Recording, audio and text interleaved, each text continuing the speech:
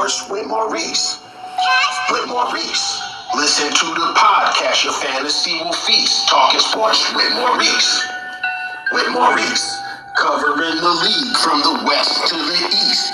All the game that he's kicking. Clutch time he ain't missing. Lost again but you dissing. Zippy lips, just listen. 3rd and 1, we attacking. No time for play action. Reggie White when I slap him.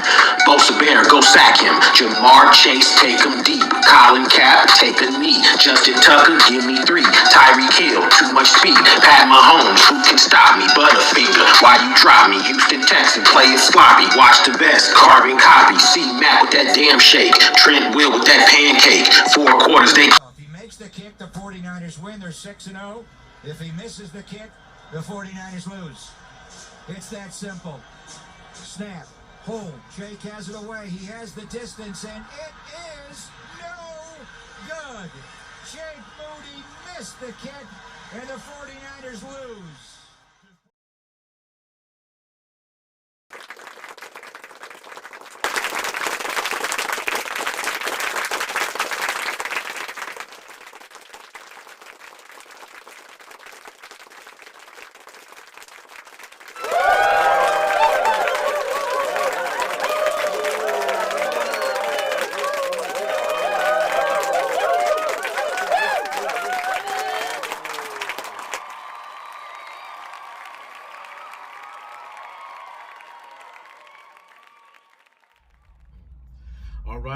All right. Thank you so much for tuning in. You are watching Talking Sports with Maurice, and we're going to go ahead and recap Week 6. I said I wanted a slobber knocker, and guess what we got?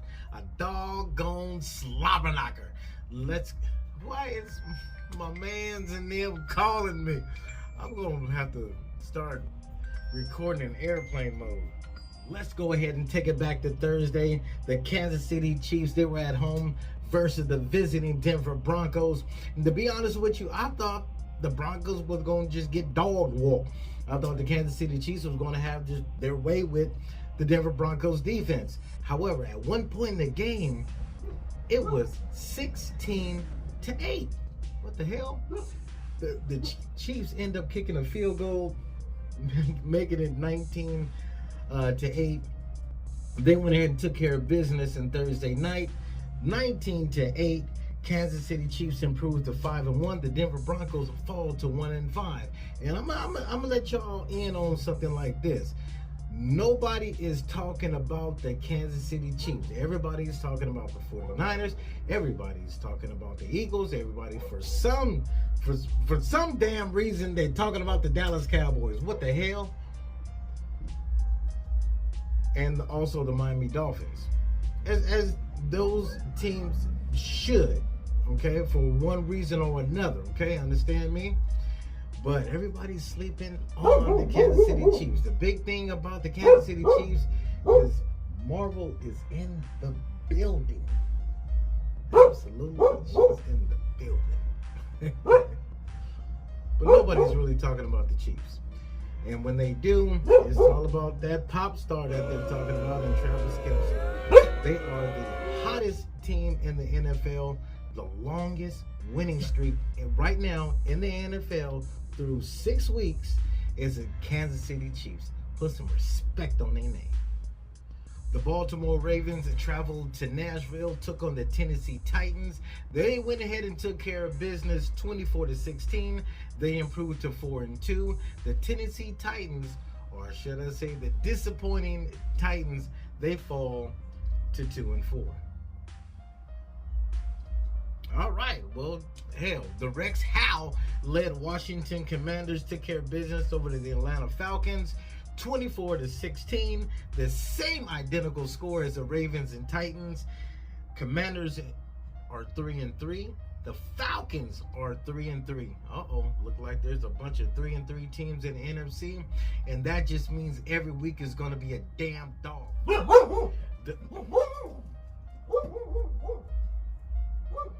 The Minnesota Vikings, they are trying to get to 3 wins. They beat the Bears 19-13. Justin Fields did not finish the game. The Bears are now 1-6. The Vikings improved to 2-4. The Seattle Seahawks traveled to Cincinnati to take on the Bengals. Geno Smith came up short in the red zone. They fall 13-17. Now on the season at 3-2. The Bengals even up their record now at 3-3. This game was also in my top 5. The 49ers traveled to Cleveland to take on the Browns. I did say the Browns had one hell of a defense, and it definitely showed up, limiting the 49ers to 17 points as they fall to the Browns 19-17. The Browns improve on the season 3-2. The 49ers are now at 5-1. The Saints didn't have to travel too far to Houston to take on the Texans. They fall 20-13 to the Texans. DeMeco Ryans is looking like a head coach of the year candidate, and I'm definitely pulling for him. The Texans are now 3-3 on the season, and yes, the Saints, another 3-win team. They are now 3-3. Hey, look at here. Look at here, look at here, look at here. Another top 5 game. The Colts and Jaguars, and the Garner Minshew, he did play his ass off, but it wasn't enough as the Trevor Lawrence, I mean, he hurt his hand a little bit. He may play Thursday, but they improved to 4-2, beating the Colts 37-20 at home. Bryce Young remains winless in the NFL. They fall to one of the hottest teams in the NFL, the Miami Dolphins, 42-21. The Dolphins on the season are now 5-1. The Panthers are now 0-6. Oh, look at here. Another one of my top 5 NFL games of the week. The Patriots traveled down to Las Vegas to take on the Raiders. Jimmy Garoppolo got knocked out the game, got sent to the hospital with a bad back. Not sure how he got there. Somebody drove him, took a lift, ambulance. Brian Hoyer. I mentioned a couple weeks ago when I was talking about just, regarding Kaepernick and all that. Brian Hoyer finished the game for the Raiders, or they even their season record at 3-3, beating the Patriots 21-17. The Patriots are now 1-5. I mentioned the Miami Dolphins as the hot team in the NFL, and so are the Detroit Lions. They traveled down to Tampa, took care of business 20-6, improving on the season to 5-1. The Tampa Bay Buccaneers are now 3-2. The Rams at home hosting the Cardinals. They went ahead and took care of business 26-9, improving on the year 3-3. The Cardinals are 1-5. And yes, their only win was against that vaunted Dallas Cowboys defense. The Philadelphia Eagles took on the Jets, and something is not looking right with Jalen Hurts. He did not, matter of fact, he had a horrific game as the Eagles fall to the Jets 20-14. The Eagles suffered their first loss of the season. They are now 5-1. The New York Jets, they improved to 3-3. Moving on now to Sunday Night Football, and boy, oh boy, did the New York Football Giants get robbed. I seen it, I watched it, and I couldn't believe it. Well, first of all, Tyrod Taylor needed the doggone shit slapped out of him. They were at the goal line right before half, up 6-0, could have took a commanding lead 13-0 into halftime. None of that transpired. Okay, worst case scenario, 9-0. Nope, none of that transpired. But they went into the lead over the Buffalo Bills 6-0, which should have been. I mean, that's what you want. Third quarter, absolutely nothing happened. The Buffalo Bills offense woke up in the fourth quarter. Josh Allen threw for 2 touchdowns. They went up late in the game. They missed a field goal, giving the New York Football Giants one more opportunity, and they needed every second and then some.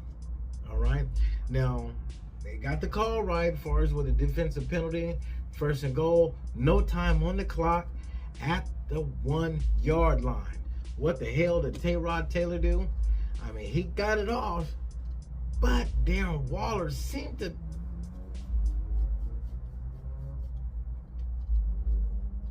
no call. The Buffalo Bills, they win it 14-9 as they improve 4-2 on the season. The New York Football Giants fall to 1-5. And on Monday night, the Dallas Cowboys was trying to get back on the winning track.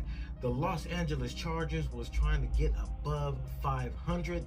The Cowboys took care of business in a close one, 20-17, improving on the season 4-2. The Chargers now fall to 2-3. And that was my recap of week 6. And again, that was indeed one hell of a slobber knocker of a week. We had upsets. We had games that went down to the wire. What the hell is going to happen in week 7? What the hell? Stay tuned.